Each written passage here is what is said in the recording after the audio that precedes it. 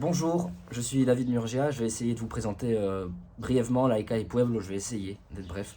Ce sont deux spectacles qui ont été pensés comme faisant part d'une trilogie de périphérie. L'auteur dit tous les personnages vivent dans l'histoire, même si certains habitent en périphérie. Et en effet, le décor mental de ces deux fables, c'est une périphérie urbaine, humaine, en marge de la narration globale de l'histoire, disons, en marge du capitalisme, en marge de nos centres d'intérêt, en marge des villes. Et dans cette périphérie, c'est toujours le même décor, c'est un parking de supermarché, un supermarché donc aussi, un entrepôt juste derrière le supermarché qui est peut-être même plus grand que le supermarché lui-même. Dans cet entrepôt travaillent des manutentionnaires africains sans papier. Dans l'Aïka, il y a une grève de ces manutentionnaires africains et donc un piquet de grève, des policiers devant le piquet de grève. Il y a, euh, il y a un bar sur cette place où se côtoient les personnages de cette fable, une tour d'HLM aussi où habite la majorité des personnages. Dans cette tour habite la dame qui a la tête toute embrouillée, une dame qui a probablement l'Alzheimer. Il habite aussi une autre vieille, une vieille qui n'a pas le temps pour croire en Dieu. Dieu, ça ne l'intéresse pas, elle n'y croit pas.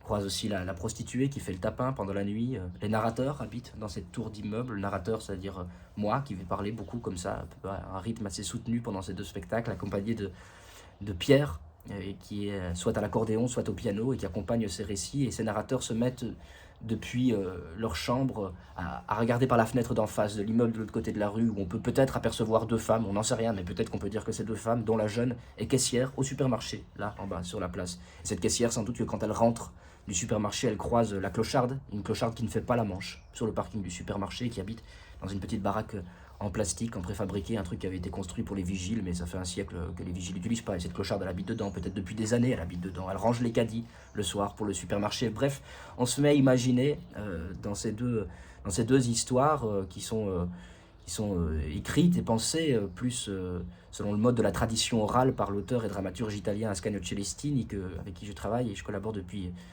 bientôt 10 ans maintenant, depuis Discours à la Nation, un spectacle qu'on avait créé en 2013. Et donc ces personnages-là se croisent dans cette périphérie et on se met à imaginer leur vie quotidienne, à vrai dire, à les raconter, à les imaginer. En les imaginant, on se rapproche, on opère par l'imagination à ce déplacement qui nous permet de concevoir véritablement leur vie, même si c'est une vie fantasmée, puisque ce sont des personnages qui habituellement n'interviennent dans nos journaux, dans nos médias, à la télévision, que lorsque advient un événement scandaleux aux alentours, une grève, des pneus qui brûlent, un meurtre, le démantèlement d'une association mafieuse, etc., etc. Et là, il s'agit au contraire de leur redonner un quotidien à ces personnes qui n'ont pas la voix et qui n'ont même pas le regard parfois, parce qu'elles sont les précaires des précaires, les dernières personnes de notre société capitaliste. Voilà, c'est ces personnages-là qu'on va raconter à travers Laika et Pueblo en décembre, et je me réjouis déjà d'être là.